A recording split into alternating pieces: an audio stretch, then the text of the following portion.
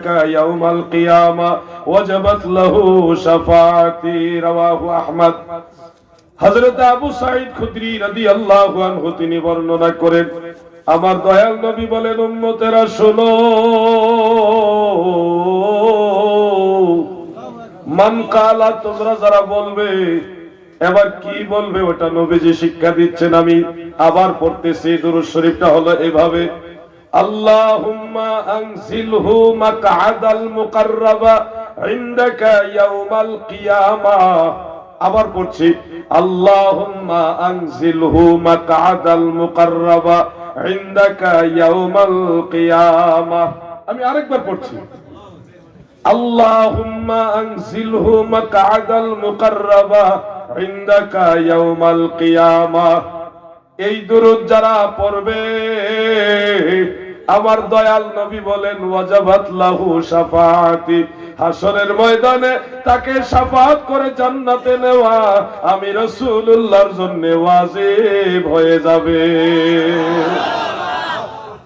এই দুরূদ শরীফটা হয়তো কেউ কেউ জানেনও কিন্তু আজকে আপনারা এই হাজার জনতার মাঝে অনেক লোক থাকতে পারেন যারা এই দুরূদ শরীফটা জানেন না এই প্রথম শুনলেন তাহলে আমরা দেখলাম আল্লাহ রাসূলের শিক্ষা দেওয়া আরো দুরূদ আছে কিন্তু আমার কিছু ভাইরা কেন এগুলি তারা মানুষকে শিখাইতে চায় না হয়তো তারা জানে ব্যস্ততার কারণে মানুষকে সবকিছু সবসময় বলতে পারে না কিন্তু আমার মনে হয় যারা বলছেন দুরূদ ইব্রাহিম ছাড়া আর দুরূদ পড়াই যাবে না বক্তা এক দুরূদ পড়তেছে এই কারণে মাহফিলের সভাপতি মাইক সরাই দেয় যেটা চলবে না হাদিসের দুরূদ পড়েন উত্তম দুরূদ পড়েন এই মাইক নিয়ে টানাটানি বক্তা সভাপতির মাঝে এটা খুবই নিন্দনীয় দৃশ্য ইসলামিক কালচারের মধ্যে বক্তা এবং সভাপতির মধ্যে মাইক নিয়ে ঠেলাঠেলি দুরূদ নিয়ে ঝগড়া এটা কখনোই আমরা কামনা করি না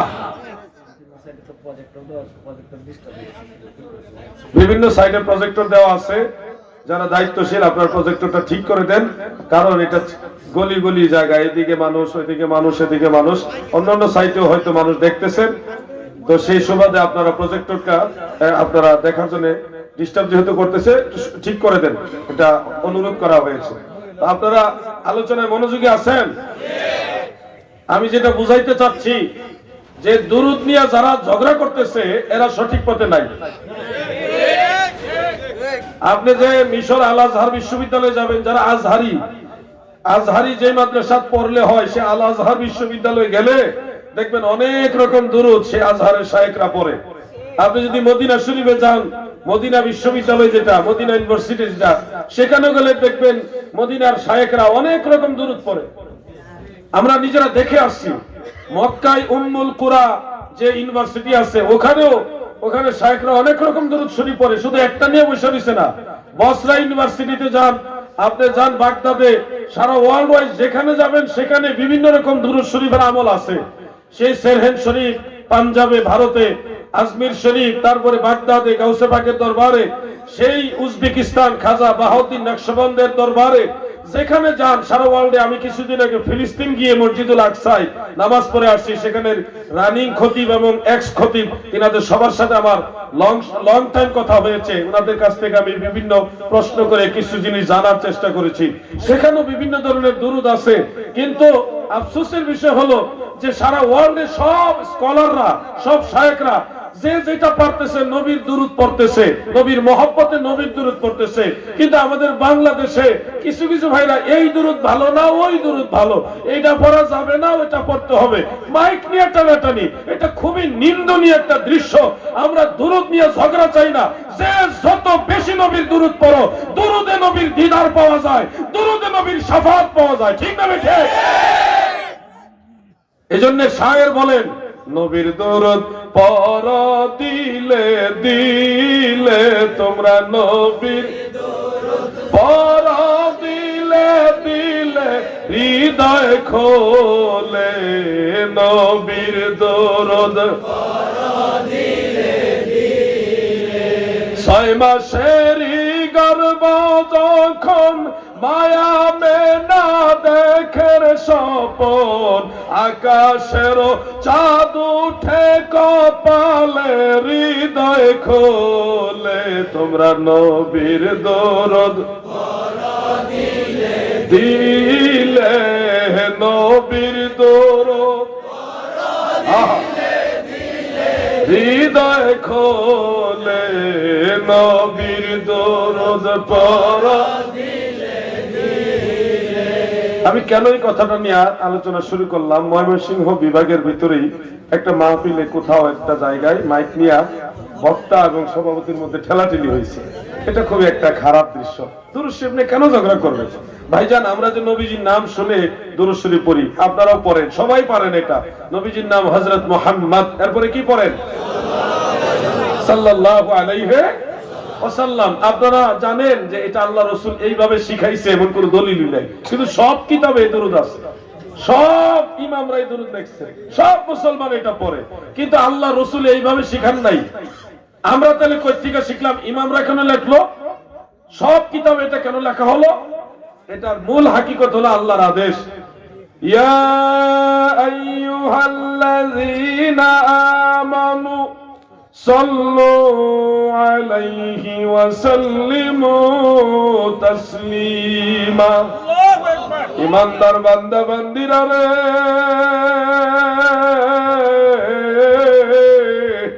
তোমরা আমার নবীর উপরে দুরূদ পড়ো, মহব্বত তাজিমের সাথে সালাম দাও।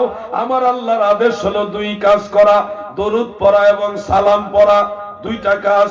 এই জন্য নামাজের ভিতরে দেখবেন দুইটা আছে, দরুদ আছে, সালামও আছে।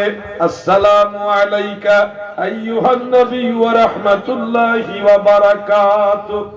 নামাজের ভিতরে আল্লাহ শুধু দুরুদ দেয় নাই, সালাম দিছে। দাদু গো, নবীজির নাম শুনলে আলেম ভাইরাও বলে আলাইহিস সালাতু ওয়াস সালাম, আলাইহিস সালাতু ওয়াস সালাম। এটা কিন্তু আলেমদের লেখা একটা দুরুদ, উত্তম দুরুদ, নাজায়েজ দুরুদ না, কোরআন অনুযায়ী এটা উত্তম দুরুদ। আবার দুরুদ ইব্রাহিমী যেটা আপনারা বলছেন, ওটা হাদিস আছে, ওই হিসাবে ওটা উত্তম দুরুদ। কিন্তু একটাকে উত্তম বলতে গিয়া আরেকটাকে যেন আপনারা এনকার না করেন। নবীর দুরূদ শরীফের প্রতি আপনাদের মহব্বত বাড়ান, এটা আমার আহ্বান।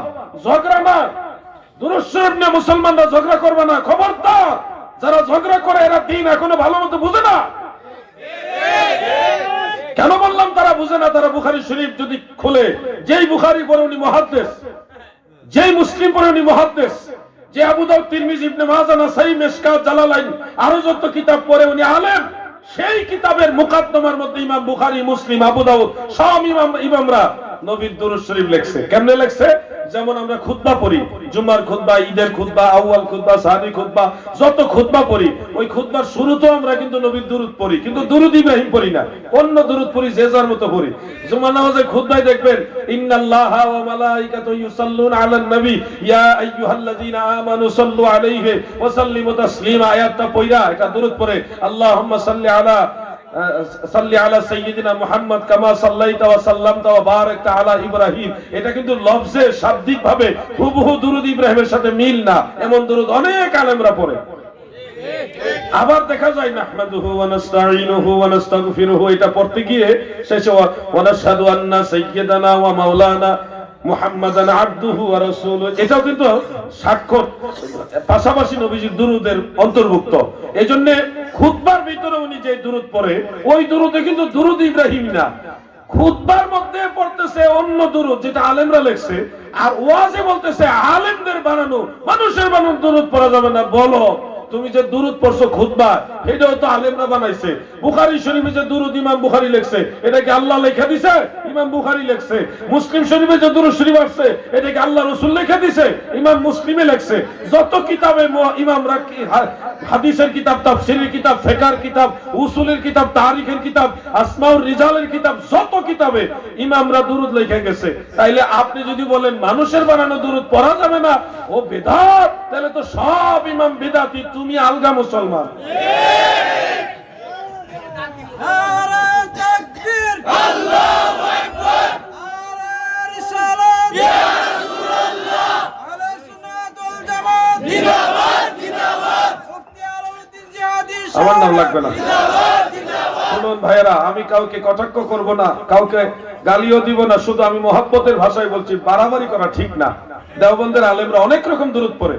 দেওবন্দি কিতাব আমার কাছে প্রচুর কিতাব আছে, এমন এমন কিতাব আল্লাহ পাকের দয়া আমার কাছে আছে যেগুলির নামও আপনারা শুনেন না, হয়তো আল্লাহ পাক দয়া করলে ভবিষ্যতে শুনতেও পারবেন। এগুলি আমি সংগ্রহ করে আনছি। আমার নাম আলাউদ্দিন জিহাদি, আমি বিশ্ব জাকির মঞ্জিলের একজন গরু রাখাল। সারা পৃথিবীর আনাচে কানাচে কোথায় কোন কিতাব আছে এগুলি খুঁজে বাইর করার ব্যাপারে আমি দক্ষ। সত্য কথার কথা বলি, 70 গজ মাটির নিচে কিতাব থাকলে ওইটাও বাইর করে ফেলি। এই জন্য বলছি বাড়াবাড়ি ভালো না। নবীর দুরূদ আপনি যেটা পড়েন ওটা পড়েন, আরেকজন পড়তেছে তাকে পড়তে দেন। যদি পড়তে গিয়ে তেলাওয়াতে 1 আলিফ টান 2 আলিফ টানে বেশ কম হয়, সেটা আপনি কিভাবে শুদ্ধ হবে এটা শিখিয়ে দেন, কিন্তু দুরূদ বন্ধ করে দিয়েন না। কোন মুসলমান যদি নামাজ পড়তে গিয়ে সূরা কেরাত ভুল পড়ে, তাও তার নামাজ বন্ধ করা যাবে না, ভুলটা দিয়ে পড়বে, কিন্তু তাকে শুদ্ধ করতে হবে।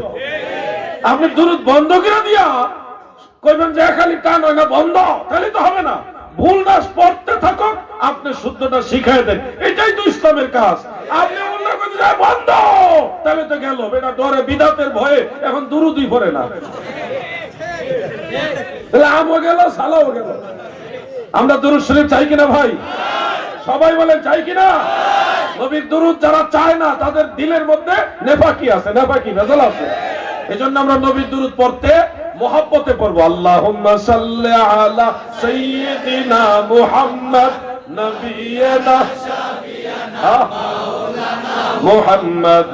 আল্লাহুম্মা সাল্লি আলা সাইয়্যিদিনা মারহাবা মুহাম্মদ নবিয়িনা শাফিয়ানা মাওলানা মুহাম্মদ। মুহাম্মদ নাম গলায় পরো, এই নামে হো দেওয়ানা রে, এই নামে হো দেওয়ানা। এই নাম বিনে রোজ হাসরে বান্ধব কাউরে পাইবা না। আল্লাহুম্মা সাল্লি আলা সাইয়্যিদিনা মুহাম্মদ নবিয়িনা শাফিঈনা মাওলানা মুহাম্মদ। আল্লাহুম্মা সাল্লি আলা সাইয়্যিদিনা মুহাম্মদ নবিয়িনা শাফিঈনা মাওলানা মুহাম্মদ। আপনারা আরেকটা জিনিস খেয়াল করছেন নি ভাইজানরা? আল্লাহর আদেশ সল্লু, তোমরা দুরূদ পড়ো আলাইহি, নবীর উপরে, ওয়াসাল্লিমু, তোমরা সালাম দাও, নবীর উপরে সালামও দাও। কিন্তু সালামের কথাটা আল্লাহ আলাদা তাকিদ দিয়েছে, গুরুত্ব দিয়েছে। তাসলিমা, যেইভাবে তোমরা সালাম দেওয়া দরকার ওইভাবে সালাম দাও। তাহলে খেয়াল করে দেখেন, দুরূদ এটাও আদেশ দিয়েছেন, সালাম এটাও আদেশ দিয়েছেন, কিন্তু সালাম একটা বেশি গুরুত্ব দিয়েছেন। আল্লাহ যে জিনিসের গুরুত্ব বেশি দিছে আমরা ওইটা কমায় ফেলছি। আমরা যারা সুন্নি মুসলমান, আমরা দুরূদ পড়ি বেশি, সালামও দেই, ঠিক না বেঠে? দুরূদ পড়ি সালাম দেই আরো বেশি, ঠিক না বেঠে? কারণ এই যে আল্লাহ কইছে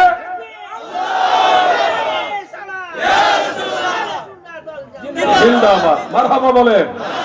বয়স্ক মানুষ যে স্লোগানটা দিছে, পুরা করিমগঞ্জের যুবকরা ফেল। আল্লাহ ওনার হায়াত দারাজ করুক, বলে না আমি।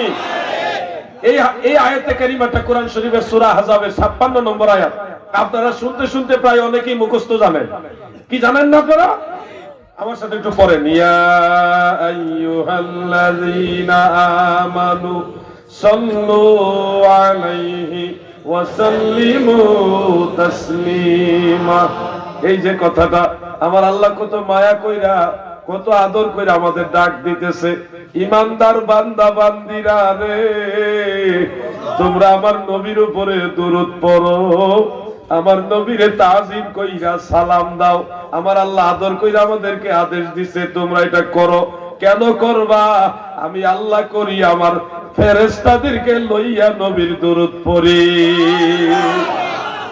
দাদু ভাই, এই আয়াতে কারিমার তাফসীর পড়তে গিয়ে আলিয়া মাদ্রাসার কামিলে তাফসীর বিভাগে একটা কিতাব আলেম ভাইরা নিশ্চয়ই পড়েছেন, তাফসীরে ইবনে কাসির, তারপরে তাফসীরে কাশশাফ, বাইজাব, এগুলি পড়ায়। ওই তাফসীরের ক্লাসে পড়তে গিয়ে একটা কিতাব আমাদের সামনে আনা হলো, আমরা সেটা আলাদা এক্সট্রা অধ্যয়ন করলাম। এটা তাফসীর বিল রিওয়ায়াতের একেবারে প্রথম সারির কিতাব, ওটার নাম তাফসীরে তাবারি শরীফ। বেশি দিন আগের কিতাব না, 1100 বছর আগের কিতাব। বেশি দিন হইছে? বেশি দিন হইছে না, মাত্র 1100 বছরের আগের কিতাব এটা। ইমাম ইবনু জারির আত-তাবারি রাহমাতুল্লাহ আলাইহি যিনি 310 হিজরিতে ইন্তেকাল করছে, আর এখন চলে 1445। তাহলে বেশি দিন হইছে? বেশি দিন হয় না, ওই সময় আপনারা ছোট আছিলেন মনে হয়। ইমাম ইবনু জারির আত-তাবারি রাহমাতুল্লাহ আলাইহি বিশুদ্ধ সনদে এই আয়াতের তাফসীরে কোন আয়াত একটু আগে যেটা পড়ছেন আপনারা, এই আয়াতের তাফসীরের মধ্যে একটা সহিহ হাদিস উল্লেখ করেন। নবীজির আদরের সাহাবী হযরতে কাব ইবনে উজরা রাদিয়াল্লাহু তাআলা আনহু তিনি বলেন, আমার আল্লাহ যখন আদেশ দিল সাল্লু আলাইহি ওয়া সাল্লিমু তাসলিমা, তোমরা আমার নবীর উপরে দুরূদ পড়ো, তাজিমের সাথে সালাম দাও। হযরতে কাব ইবনে উজরা রাদিয়াল্লাহু তাআলা আনহু বলেন, আয়াত নাজিল হওয়ার পরে আমি বুঝলাম আমার আল্লাহ বলতেছেন তাজিম কইরা সালাম দাও, বেশি গুরুত্ব দিয়া আমার আল্লাহ বলছে যেইভাবে সালাম দেওয়া দরকার ওইভাবে সালাম দাও। এই জন্য কাব ইবনে উজরা বলেন, ফাকুনতু ইলান নবী সাল্লাল্লাহু আলাইহি ওয়াসাল্লাম ওয়া কুলতু আসসালামু আলাইকা আইয়ুহান নবী ওয়া রাহমাতুল্লাহি ওয়া বারাকাতুহু। আমি আমার দয়াল নবীজির প্রতি দাঁড়ায়া গেলাম, নবীর কাছে আমি কিয়াম করলাম। ফাকুনতু ইলাইহি ইলান নবী, আমি নবীজির প্রতি কিয়াম করলাম, দাঁড়ায়া গেলাম, এরপরে নবীজির আমি সালাম দিলাম। তাহলে সাহাবী কাব ইবনে উজরা তিনি ওয়াসাল্লিমু তাসলিমা, যেভাবে সালাম দেওয়া দরকার ওইভাবে সালাম দাও, এটার মানা বুঝছে আমার নবীরে ইজ্জত কইরা দাঁড়ায়া সালাম দিতে হবে।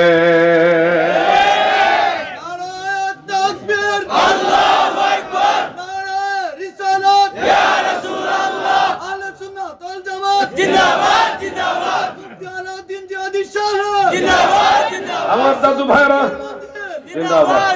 আমি আপনাদের কাউকে গালি দিব না, আমি আপনার ভাই। গতকাল আমরা দেখেছি সারা বাংলাদেশের সব ঘরানার আলেমরা এক মঞ্চে বসেছে, সব দলের আলেমরা এক মঞ্চে বসেছে। মসজিদুল আকসা আল কুদস, সেই মসজিদুল আকসা ফিলিস্তিনের মুসলমানদের এই বিষয়গুলিকে কেন্দ্র করে আমরা সব ঘরানার আলেমরা একমত হয়ে গেছি। গতকাল একটা সেমিনার হয়েছে ঢাকায় জাতীয় পর্যায়ে। অতএব আমি বলছি সহনীয় পর্যায়ে চলে আসেন। অনেক জিনিস মুস্তাহাব হিসেবে আমরা আমল করি, অনেক জিনিস আপনারা আমল করেন না। যারা আমল করতে চান তারা করবেন, নাইলে করবেন না। চরমুনাই দরবারের মাওলানা মুফতি রেজাউল করিম সাহেবকে আমি ধন্যবাদ জানাই, উনি সুন্দর একটা বক্তব্য দিয়েছেন যে রাসূল পাক সাল্লাল্লাহু আলাইহি সাল্লামের মিলাদ এবং কিয়াম যারা ফরজ ওয়াজিব মনে করে তারাটা গ্রহণযোগ্য না, কিন্তু কেউ যদি মুস্তাহাব হিসেবে নবীজির মহব্বতে দাঁড়ায়া নবীজিকে সালাম দেয় তাহলে এটা বিদআত বলা, ভণ্ডামি বলা ঠিক না। চরমুনাইর হুজুর এই কথা বক্তব্য দিয়েছেন এবং গতকাল দেখলাম চরমুনাই দরবারে একজন ভালো বক্তা, ওনার নাম হলো মাওলানা আব্দুল্লাহ সাবেরী।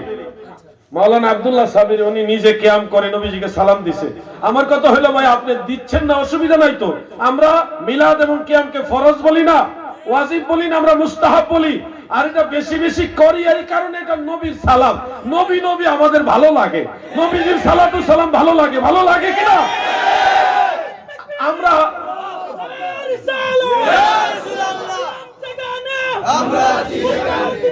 আপনাদের হয়তো আপনাদেরও ভালো লাগে, আমরা বলছি না আপনাদের ভালো লাগে না, কিন্তু আমার কথা হলো আমরা একটু বেশি করে আপনারা একটু কম করেন, আর নাহলে নাই করেন। মুস্তাহাব না করলে আমরা বলি না যে কাফের হয়ে গেছেন, ফাসিক হয়ে গেছেন, বলি না, কিন্তু একটা সহনীয় পর্যায়ে চলে আসেন। মুস্তাহাব মুস্তাহাসান যারা আমল করে তাদের বিরোধিতা করবেন না, আর আপনারা যারা মিলাদ কিয়াম করেন অন্যজনকে জোর প্রয়োগ করবেন না, যারা করতে চায় না তাদেরকে প্রেসার করবেন না। একটা সমঝোতার মধ্যে চলে আসেন, একটা মধ্যম পন্থা চলে আসেন, তাহলে দেখবেন আমরা সব ঘরানার মুসলমানরা ঐক্যবদ্ধ হয়ে ইসলামের শত্রুদেরকে পর্যদস্ত করতে পারবো। ঠিক আছে?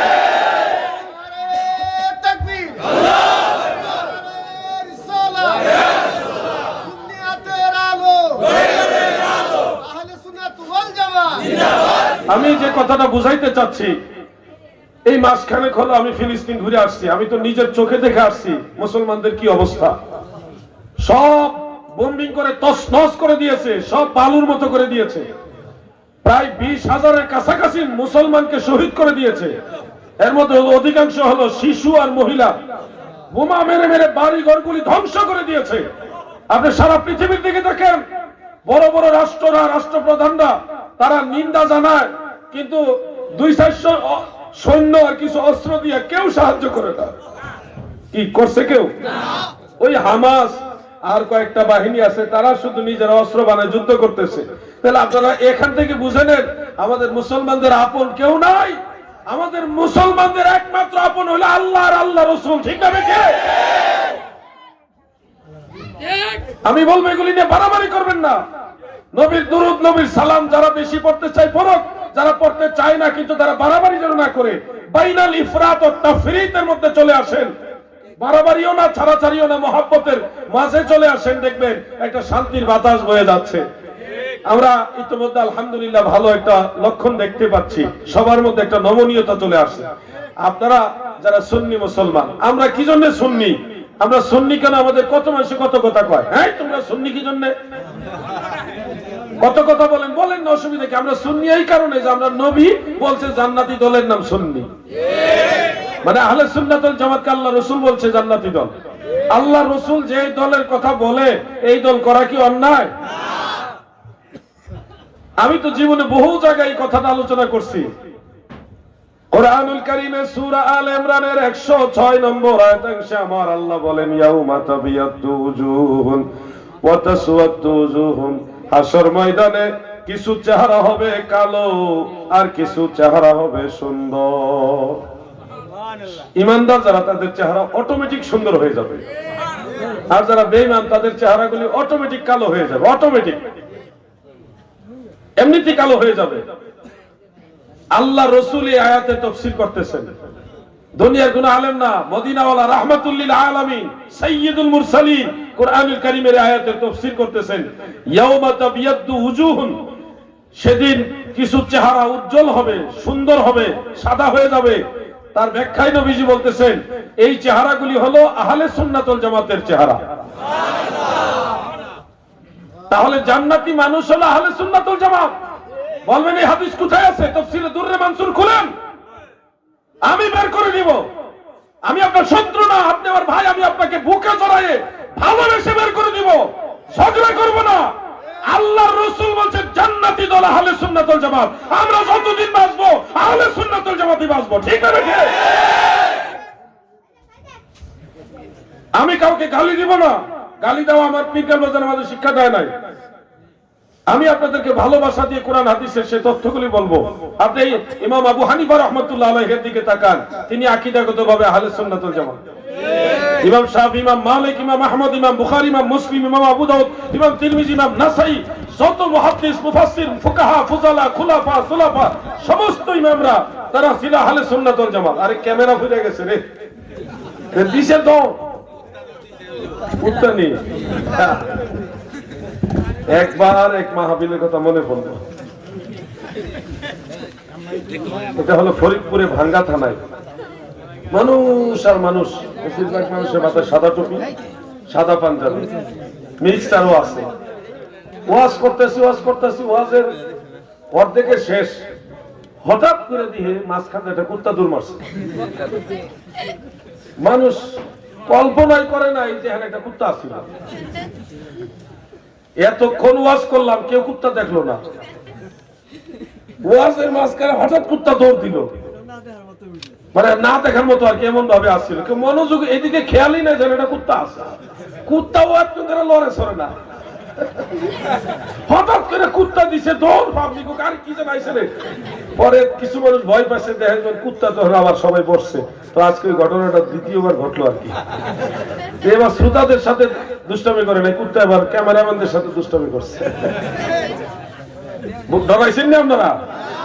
একটা কথা বলি, কুত্তা আর একটা ওয়াজ করে লাই।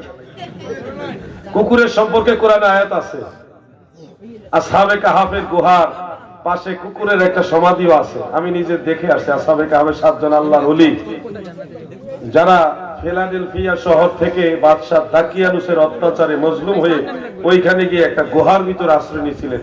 309 বছর এক ঘুমে কাটায় দিয়েছে। সুবহানাল্লাহ বলেন।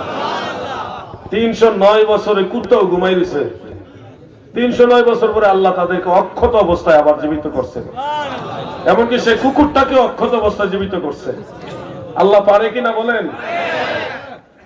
সেই কুকুরের সমাধিটা দেখে আসি। এই কুকুর আজান দিলে ঘেউ ঘেউ করে, আবার দেখবেন অনেকের গাড়ি দেখলে দৌড়ানি দেয়, ঘেউ ঘেউ করে। মোটরসাইকেল যাইতেছে আর দৌড়াইতেছে, আর খেটকুট করতেছে। ঘটে কিনা ভাই? এটার দুইটা কারণ বলবো আজকে। কুকুর কেন আজান দিলে ঘেউ ঘেউ করে, অথবা কুকুর কেন গাড়ির টায়ার পছন্দ করে না, কোনটা আবার কিছু কয় না, আবার অনেকটার পিছনে দৌড়ায়, কেন কুকুর এরকম করে? দুইটা কারণ বলবো, একটা ধর্মীয় ব্যাখ্যা। প্রথম ব্যাখ্যাটা ধর্মীয় দৃষ্টিকোণটা আমি আপনাদের সামনে তুলে ধরছি। সেটা হলো রাসূল করিম সাল্লাল্লাহু আলাইহি ওয়াসাল্লাম বলেছেন, সিহাহ সিত্তার কিতাবের মধ্যে এই মর্মে অনেকগুলি রওয়ায়াত রয়েছে। আল্লাহর হাবিব বলেন, মুয়াজ্জিন যখন মসজিদের মধ্যে আযান দেয়, ওই আযানের আওয়াজ যত দূর পর্যন্ত পৌঁছায় তত দূর পর্যন্ত ইবলিস শয়তান সেখানে টিকে থাকতে পারে না, তার গায়ে অগ্নিস্ফুলিঙ্গ নিক্ষেপিত হয়, সে বায়ু ছাড়তে ছাড়তে ওই জায়গা পরিত্যাগ করতে বাধ্য হয়। এমনকি মুত্তাকি বান্দা যদি ঈমানি জোর বেশি থাকে মুয়াজ্জিনের, তার আযানের আওয়াজ সহ্য করতে না পাইরা সে সমুদ্রের মাঝখানে পর্যন্ত গিয়ে পলায়ন করে। শয়তান আযানের আওয়াজ সহ্য করতে পারে না। কেন পারে না? শয়তান তো শয়তান, সে তো লানত প্রাপ্ত, আবা ওয়াস্তাকবারা ওয়া কানা মিনাল কাফিরিন, সে তো অবিশ্বাসীদের অন্তর্ভুক্ত, অহংকারী, এবং সে লানত প্রাপ্ত, লানতের জিনজির তার গলায়। এইজন্য আযানের আওয়াজ শয়তান সহ্য করতে পারে না, তার গায়ে গিয়ে অগ্নিস্ফুলিঙ্গ নিক্ষেপিত হয়, আগুন লাগে। এইজন্য শয়তান আযানের আওয়াজ সহ্য করতে পারে না। ভাই আমার খুব খেয়াল করে শুনবেন, মানুষ শয়তান, জিন শয়তান, খবিশ শয়তান, আরওয়াহ শয়তান, নফস শয়তান, 5 প্রকার শয়তান আছে। তাফসীরে রুহুল বায়ানের মধ্যে এটা রয়েছে। সূরা নাসের মধ্যে, সূরা নাস, সেখানে 2 প্রকার শয়তানের কথা আছে, মিনাল জিন্নাতি ওয়ান নাস, কুল আউযু বিরাব্বিন নাস মালিকিন নাস করে শেষে মিনাল জিন্নাতি ওয়ান নাস, এখানে মানুষ শয়তান, জিন শয়তানের কথা আছে। তাহলে মানুষের মাঝেও শয়তান আছে, জিনের মধ্যেও শয়তান আছে। আমি মানুষের শয়তানের আলোচনা করলে আমার আলোচনার মূল সাবজেক্টটা সরে যাবে, এই জন্য জিন শয়তানের দিকে যাইতেছে। জিনের মধ্যে আবার মুমিন আছে। আপনাদের ময়মনসিংহের মুক্তাগাছ আমাদের জাকের ভাই আছে, আলাল ভাই, ওনার স্ত্রীকে জিনে আসর করছিল। বহুত কবিরাজ দেখাইতেছে, কাজ হয় না, জিন আর আসর ছাড়ে না। আলাল ভাই নিজে বললো ঘটনাটা আমাকে, জিন ছাড়ে না। আলাল ভাই বলতেছে, আমার বাচ্চা কাচ্চারা রান্না বান্না খাওয়াবো কেডা, আমারই সংসার ধরবো কেডা, আমি গরিব মানুষ। বউ যদি এইভাবে জিনের আসর ধরে রাখে, এটা অশান্তি না, টেনশন না? কবিরাজ দেখাইতেছে, কাজ হয় না, জিন ছাড়োই না। বেটা বসে বসে কাঁদতেছে, খাজা বাবা আমি তোমার দরবারে গোলামি করি, তুমি আল্লাহর ওলি, আমি তোমার মুরিদ, আমার বউরে যদি জিনে ধরে তাহলে আমার এই সংসার তো শেষ। আমি এখন এই সংসার বাচ্চা কাচ্চা নিয়ে ব্যবসা বাণিজ্য নিয়ে কেমনে কি করবো? জমি জমা আছে, কাঁদতেছে, দুরুশি পড়তেছে, হঠাৎ তার জিদ উঠছে, এমন ফিরে মুড়ি দিছি, জিন আমার বউরে ধরতে গেলে জিদদের ঠেলায় গিয়া, আলাল ভাই জিদদের ঠেলায় নিজের স্ত্রী তো সেই হিসেবে বুকের একটা কাপড় আছে না, কাপড় মেজে তুই কই ঠিক আইছ, তাড়াতাড়ি বাইর হ, নাইলে আমার খাজা বিশ্বলি, আমার হুজুরের মুরিদের মধ্যে জিনের বাদশা আছে, তার এই দিয়ে আইনা তোরে ফিরাইয়া বের করাম। যখন এই কথা কইছে, তা ওনার ওয়াইফ অজ্ঞান হয়ে ডরে ফিরে গেছে, বাড়ি ফিরে গেছে। এরপরে সবাই মিলে মুখে পানি টানি ছিটা দিয়া যখন মোটামুটি জ্ঞান ফিরছে, তখন দিয়ে শয়তান গেছে গা, মানে জিনে গেছে গা। এটা কিন্তু বানাই বলছি না, আপনার প্রয়োজনে মুক্তাগাছা যদি যান, আলাল ভাই, আমার আনিস ভাই চিনে, আলাল ভাই এখনো বেঁচে আছে, ওনার ফ্যামিলির সবাই এটা জানে, এলাকার মানুষেরও জানে। তো খাজা বাবা ফরিদপুরি এমন এক আল্লাহর ওলি, যখন কইছে আমার হুজুরের দরবারে জিনের বাদশা আছে, তার দিয়ে আইন না তোরে ফিদাইয়া বাইর করাবো, এই কথা কইছে, কোন তদবির লাগে নাই, তাবিজ লাগে নাই, ফু দেওয়া লাগে নাই, এই কথা কইছে ওরে জিনে কো, হুজুর উস্তাদ আমি যাইতাছি গা, আপনি টেনশন করেন না, গোঠু বাঘ তাড়াতাড়ি ভাগছে।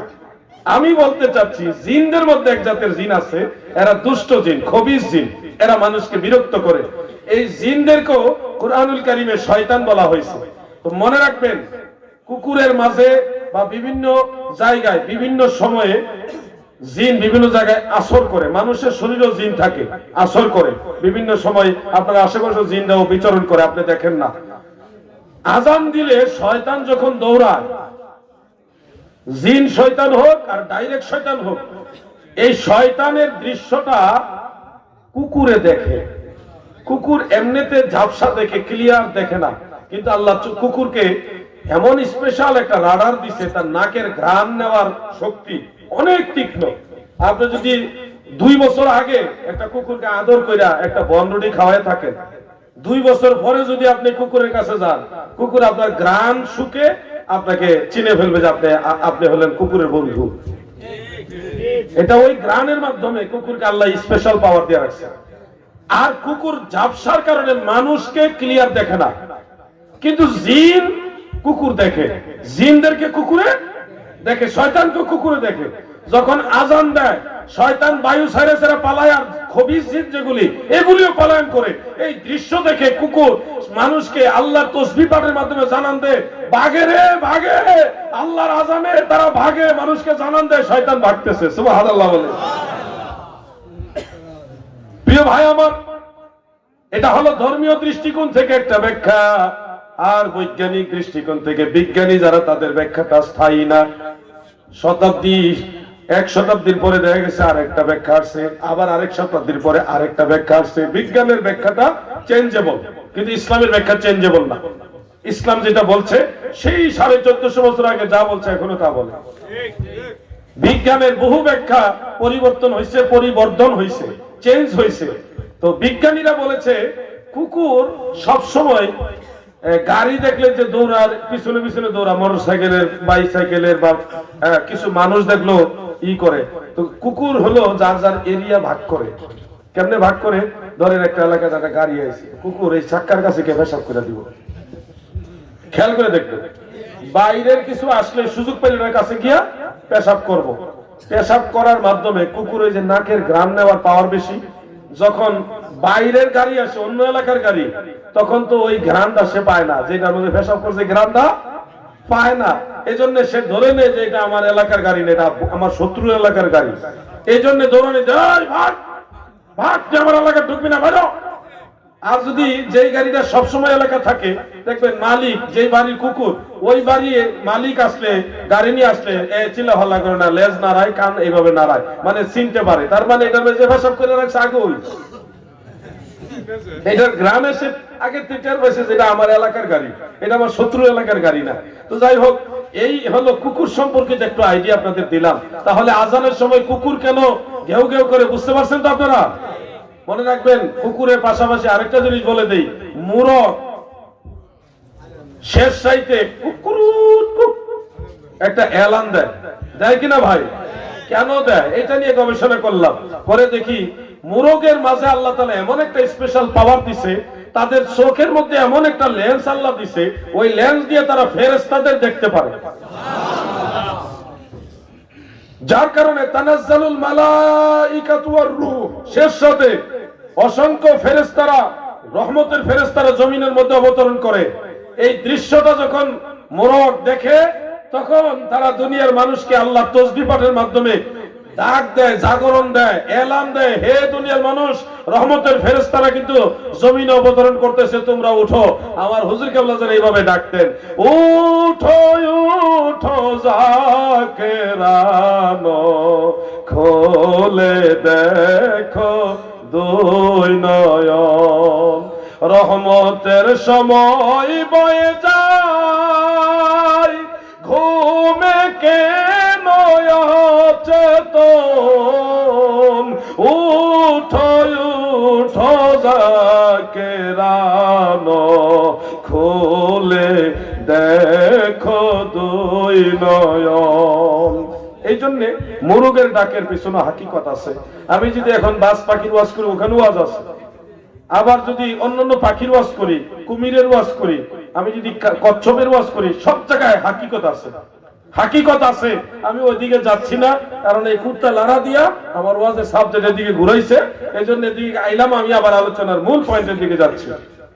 আচ্ছা, প্রশ্ন আমরা একটু পরে নেই, আর একটু সামান্য একটু পরে নেই, নাকি বলেন না? এখন পেলে আপনারা পেলে এখন উত্তর দিয়ে দিন। প্রশ্ন আসবে, আমি এটাকে সাধুবাদ জানাই। আমার জীবনে ধরেন হাজার হাজার না, লাখ লাখ প্রশ্ন উত্তর দিছি, তাই না? তো প্রশ্ন উত্তর দেওয়াতে অনেকটা লাভও হয়েছে। দেশের প্রথম সারির যারা শিক্ষিত, যারা দেশ চালায়, ওই মিনিস্টার, এমপি, মন্ত্রী অথবা সচিব যারা আছে, বা ম্যাজিস্ট্রেট যারা, ডিসিএসপি যারা আছেন, এই ধরনের হাই লেভেলের যারা আছে, ওনাদের অনেকেই তো মাঝে মধ্যে ফোন করে তারা আমাদের আলোচনাগুলি এই অনলাইনের বদান্যতায় তারা শুনে, তারা তার মাহফিলে আসে না, আসতে পারেও না, সুযোগও নাই কর্মব্যস্ততার মাঝে। ব্যারিস্টার যারা, অ্যাডভোকেট যারা দৌড়াদৌড়ি তো তাদের দিন যায়, মাঝে মধ্যে এগুলি শুনে এই প্রশ্নোত্তরের মাধ্যমে তারা আহলে সুন্নাত ওয়াল জামাতের দিকে ধাবিত হইতেছে। আপনাদের জন্য খুশির খবর এটুকু আমি বলছি, আল্লাহ পাকের অশেষ দয়ায়, মদিনাওয়ালার উসিলা, আমার পীর কেবলা জানের উসিলায়, যে যারা লামাযহাবী ছিল, আহলে হাদিস, তারাও আমাদের আলোচনাগুলি শুনে আলহামদুলিল্লাহ এখন সুন্নিয়তের দিকে চলে আসতেছে। জোরে বলেন না আলহামদুলিল্লাহ। ইয়া রাসূলুল্লাহ জিন্দাবাদ। আমার ভাইয়েরা, এই জন্য আমি প্রশ্ন নিব, তবে আরেকটা অনুরোধ রাখছি, প্রশ্ন যদি আরো কেউ করতে চান, যে ভাই আমি প্রশ্ন করতে চাই, মাহফিলের কমিটির মাধ্যমে কাগজে লিখে আপনার প্রশ্নটা স্টেজে পাঠিয়ে দেন, আমি আপনাকে সম্মান করব, আপনাকে অনার করে আপনার প্রশ্নটা অ্যাকসেপ্ট করব, এবং আমার জানা থাকলে আমি উত্তরও দিব ইনশাআল্লাহ। কিন্তু আমি চলে গেলে এলাকায় কোনো ধরনের ফিতনা করবেন না প্লিজ। আমরা মুসলমান, আমরা মিলেমিশে ঐক্যবদ্ধভাবে থাকতে চাই, ঝগড়া করতে চাই না। আপনার কোনো কিছু জানা থাকলে প্লিজ আমার মাহফিল কমিটির সভাপতি আছে আর অন্যান্য ভাইরাস, ওনাদের কাছে কাগজে লিখে পাঠান, আপনার প্রশ্নটাকে আমি অনার করবো ইনশাআল্লাহ। কিন্তু আমি চলে গেলে ফিতনা ফাসাদ করলে এটা কিন্তু আল্লাহর দরবারে আপনি আসামি হবেন। এইটুকু আহ্বান রাখলাম। তবে রাজনৈতিক প্রশ্ন করবেন না, রাজনৈতিক প্রশ্ন আমি উত্তর দিব না। কিছু প্রশ্ন আছে আজগুবি, যে নূহ নবীর নানির বাপের নাম কি? কয়েকদিন আগে আমি অবরোধের কারণে ট্রেনের মাধ্যমে মাহফিলে যাচ্ছিলাম জামালপুর, কমলাপুর রেলওয়ে স্টেশনে গিয়ে আমি একটু ওয়েট করতেছি ট্রেনের জন্য। তো ট্রেনের ড্রাইভার আমার দেখে নামছে, নাইমা আপনি কি আলাউদ্দিন জিহাদি না? আমি বলছি সালাম কালাম সৌজন্যমূলক আচরণ মুসাফা মুআনাকা শেষ, কয় যে আমার একটা প্রশ্ন আছে। আমি বললাম যে আপনি ট্রেন চালান, আপনি আবার কিসে প্রশ্ন করবেন? আমি তো ট্রেন চালানি জানি না, আমি তো ট্রেন সম্পর্কে জানি না। কয় না, ট্রেনের প্রশ্নটা ধর্মীয় প্রশ্ন। কি প্রশ্ন? যে আল্লাহ তাআলা হযরত আদম আলাইহিস সালামের ছেলে হযরত নবী শীস আলাইহিস সালামকে বিয়ে করাইছেন জান্নাতের একজন হুর, ওই হুরের নাম কি? কই থেকে প্রশ্ন বাইর করছে, চিন্তা করছেন না? শীস নবীর স্ত্রী হইল জান্নাতি হুর, ওই হুরের নাম এই বেটার কি দরকার আছে কোন দিন? ভাগ্যটা ভালো, আমি জানতাম, যারে জিজ্ঞেস যদি না জানতো তাহলে উপায় ছিল না। এই জন্য বলি, এই ধরনের প্রশ্ন হলো মূলত সবার জানাও থাকে না, সব সময়ও জানা থাকে না। এই জন্য আপনাদেরকে বলে শিক্ষণীয় প্রশ্নগুলি পাঠাই দিবেন। সুন্নি জামাত দলিলের বাইরে চলে না। আরে সুন্নিয়তে তো দলিলের দল, মদিনাওয়ালার দল, ইসলামের সঠিক দল, ঠিক না?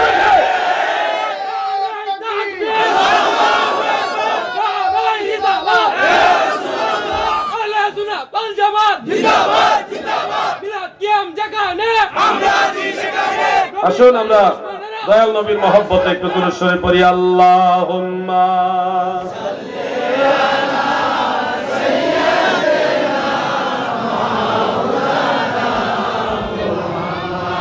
ওয়া আলা আলি সাইয়্যিদিনা মাওলানা নবী তোমার জন্যে সৃষ্টি হইল আসমান আর জমিন, সকল সৃষ্টির মূল আপনি রহমাতাল লিল আলামিন। আল্লাহুম্মা সাল্লি আলা মাশাআল্লাহ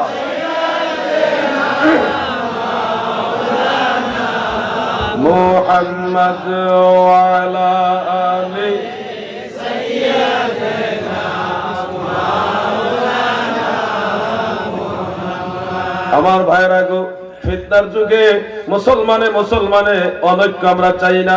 ফিলিস্তিনের বিষয়ে কথা বলছিলাম, প্রায় 20,000-এর মতো মানুষ মুসলমানদেরকে তারা শহীদ করে দিয়েছে।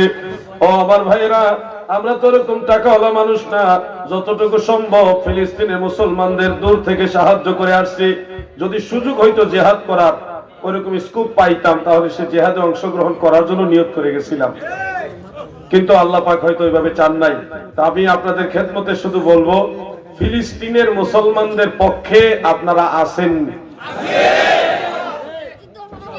সবাই হুজুর আছেন না আপনারা? আচ্ছা, হাত নামান। এখন যদি কোনো সুযোগ হয় যে ইসরায়েলের বিরুদ্ধে জিহাদ করা লাগবে, যদি সুযোগ হয়, আর কি একটা কথার কথা, মুসলমানদের পক্ষে, ইসলামের পক্ষে, আল্লাহ রসুলের পক্ষে যাবেন? নারায়ে তাকবীর, নারায়ে রিসালাত, ইসলামের আলো, কোরআন সুন্নাহর আলো, দুনিয়ার মুসলিম, দুনিয়ার মুসলিম, আহলে সুন্নাত ওয়াল জামাত। বাংলাদেশ থেকে ওরকম সুযোগ হয়তো হবে না ফিলিস্তিন গিয়ে মুসলমানদের পক্ষে ইহুদিদের বিরুদ্ধে যুদ্ধ করা, কিন্তু আপনারা চাইলে এখান থেকে একটা সিস্টেমে যুদ্ধ করতে পারবেন, ইহুদিদের সাথে যুদ্ধ করতে পারবেন। সেই সিস্টেমটা, সেই পদ্ধতিটা হলো বাংলাদেশের সর্বস্তর থেকে ইসরায়েলি পণ্য বর্জন করে দেন। কারণ আপনি যে ইসরায়েলের পণ্য কিনছেন, এই পণ্য কেনার কারণে তাদের যে লভ্যাংশ হচ্ছে, লাভ হচ্ছে, এই লাভের টাকা দিয়ে তারা বোমা বানায়া মুসলমানদেরকে মারতেছে। এখন আপনার টাকায়, আমার টাকায়, মুসলমানের টাকায় বোমা বানায়া ফিলিস্তিনি মুসলমানদেরকে মারক, এটা কি আপনারা চান? তাহলে ফিলিস্তিনের মুসলমানদের পক্ষে আমরা থাকতে হলে ইসরায়েলের পণ্য বর্জন করে দিতে হবে। এই ব্যাপারে বাংলাদেশের সকল ধরনের আলেমরা একমত, সব দলের আলেমরা একমত। ইসরায়েলের পণ্য কোনটা, ইহুদির পণ্য কোনটা, আমি কয়েকটা নাম বলে দিই। লাক্স সাবান বন্ধ, ডাব সাবান, ডাব শ্যাম্পু বন্ধ, তারপরে Pepsi, Coca Cola, Seven Up, Fanta, Sprite, আরো জানে কি কি আছে, ফান্টা, ম্যাগি নুডলস, নুডলস আরো আছে। আপনারা দেখবেন ইউনিলিভারের যত পণ্য আছে, ইউনিলিভারের যত পণ্য আছে সব বাদ, কারণ এগুলি ইহুদিদের পণ্য। আমার টাকা দিয়া, আপনার টাকা দিয়া মুসলমানদের বোমা বানিয়ে মারবে, এই সুযোগ বাংলার মুসলমান দিবে না। আরো আছে ডিডু কোম্পানি, আপনারা জানেন এগুলি? যারা জানেন যাচাই বাছাই করবেন, বাংলাদেশি পণ্য ব্যবহার করেন। বাজারে বাজারে ব্যবসায়ী যারা আছেন, নিশ্চয়ই আপনারা শুনতেছেন। আপনারা যদি সহযোগিতা করেন তাহলে এটা সহজ হবে। আপনারা কোন ডিলার থেকে, মেইন কেন্দ্র থেকে কোন ইসরায়েলি পণ্য বাজারে ঢুকায় নিন, তাইলে আমাদের অনেক ভুক্তা আছে, তারা তো সব চিনেও না, অনেকে তো ইংরেজি পড়তেও পারে না, কোনটা ইসরায়েলের এটা তো জানেও না। ব্যবসায়ী ভাইরা যদি সহযোগিতা করে তাহলে ইহুদি নাসারাদের বেঈমানদের পণ্য বাংলার জমিন থেকে উৎখাত করে দেওয়া সম্ভব, ঠিক না? আপনারা লাক্স সাবান, ডাব সাবান বাদ দিয়া বাংলাদেশি সাবান, টিপপট সাবান আছে, কেয়া সাবান আছে, এগুলি ব্যবহার করবেন। কসকো সাবানও আছে, আরো অনেক সাবান আছে, আমি সব নাম জানি না। আরে বেটা বিপদে আছো তুমি, পিছনে যাও গা। আমি আপনাদেরকে যেটা অনুরোধ করবো, কেয়া সাবান, টিপপট সাবান, আরো বাংলাদেশে যে সাবান আছে এটা ব্যবহার করবেন ইনশাআল্লাহ, বলেন। এরপরে শ্যাম্পু, বাংলাদেশি শ্যাম্পু কি আছে না আমি জানি না, আসেনি, নাম কি? সানসিল কি বাংলাদেশি নাকি ইন্ডিয়ান মনে হয়? আয় হায়, ক্লোজ আপ, পেপসুডেন্ট, সানসিল সব ইহুদি পণ্য। আপনারা যেই হুইল পাউডার, হুইল সাবান এটাও বর্জন করবেন। আপনারা ফার্স্ট ওয়াশ ব্যবহার করবেন, কেয়া পাউডার ব্যবহার করবেন, তিব্বত পাউডার আছে, বাংলাদেশি পণ্য ব্যবহার করবেন। এতে করে লাভ হইব দুইটা, একদিকে ইহুদি নাসারা মানে ইসরায়েলের পণ্য বর্জন হইল, আর একদিকে ফিলিস্তিনের মুসলমানদের সহযোগিতা হইল, আর আমাদের দেশও অর্থনৈতিকভাবে স্বাবলম্বী হইল। কথা বুঝতে পারছেন না আপনারা? এটা আমাদের অনুরোধ, এটা শুধু আলাউদ্দিন জিহাদির অনুরোধ না, সারা বাংলার সব আলেমদের অনুরোধ। বিশ্ব জাকির মঞ্জিলের পক্ষ থেকে আপনাদের অনুরোধ করে গেলাম, আগে যেটা কিনছেন তো কিনে এলেছেন, টেহাদা কিনছেন, ফালানো দরকার নাই, নিজের ক্ষতি নিজে করা দরকার নাই, সামনের থেকে আর কিনবেন না, কি ঠিক আছে? সামনের থেকে একটু যাচাই বাছাই করে কিনবেন। আমার ভাইয়েরা, মিডিয়ার ভাইয়েরা এবং যারা শিক্ষিত আছেন, দোকানদার আছেন, আপনারা এই ব্যাপারে একটু সহযোগিতা করবেন যে এটা ইসরায়েলি আর এটা হলো বাংলাদেশি, আপনারা একটু চিনাই দিবেন, তাইলে আমাদের সবার জন্য সহযোগিতা হবে। কেএফসির যত পণ্য আছে এগুলি বর্জন করবেন, কেএফসিও এটা ইহুদি পণ্য। এজন্য আপনারা এই বিষয়টা যদি মানেন তাহলে মুসলমানদের পক্ষে বিশাল বড় একটা সহযোগিতা হবে। বাংলাদেশে ঘরে বসেও আপনি মুসলমানদের পক্ষে, ফিলিস্তিনবাসীর পক্ষে যুদ্ধ করতে পারলেন। আল্লাহ আমাদের সবাইকে তৌফিক দেন, বলেন আমিন। আর কিছু কিছু বিষয় আছে, পীর মুরিদি আমরা যারা বিশ্বাস করি, হয় আপনি সরমনা, নাইলে শর্ষিনা, নাইলে ভাট্টা দরবার, নাইলে ফুরফুরা শরীফ, নাইলে আট্রসি, নাইলে এনায়েতপুর, নাইলে শম্ভুগঞ্জ, বিভিন্ন দরবারের মুরিদান আপনারা আছেন। যার যার পীর তার কাছে বড়। আমরা পীর দোষে আল্লাহ পাওয়ার জন্য, নবী পাওয়ার জন্য, নবীর তরিকা মোতাবেক চলার জন্য। অতএব পীর মুরিদি নিয়ে ঝগড়া করে নিজেদের মধ্যে দূরত্ব বাড়াবেন না। কথা বুঝতেছেন?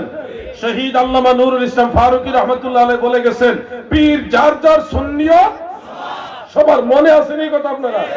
তাহলে আমরা এইগুলি নিয়ে ঝগড়া করব না। তরিকতে অনেক আমলে বেশ কম থাকে, অনেক আমলে বেশ কম থাকে। এক স্কুলের সিলেবাস আরেক স্কুলের সাথে মিলেও আবার নাও মিলতে পারে, একটু বেশ কম হইতে পারে, এটা স্বাভাবিক। কিন্তু সবার পরীক্ষার রেজাল্ট কিন্তু যে কোনো সিলেবাস ফলো করলে রেজাল্ট ভালো হওয়ার সম্ভাবনা আছে, ফলো করলেই হবে।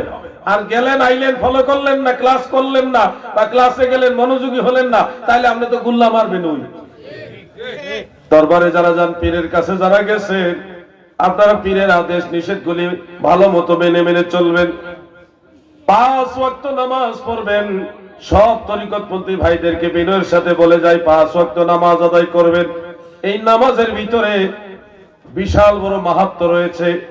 আপনি কোরআন শরীফের সূরা বাকারার প্রথম আয়াতের দিকে নজর করুন।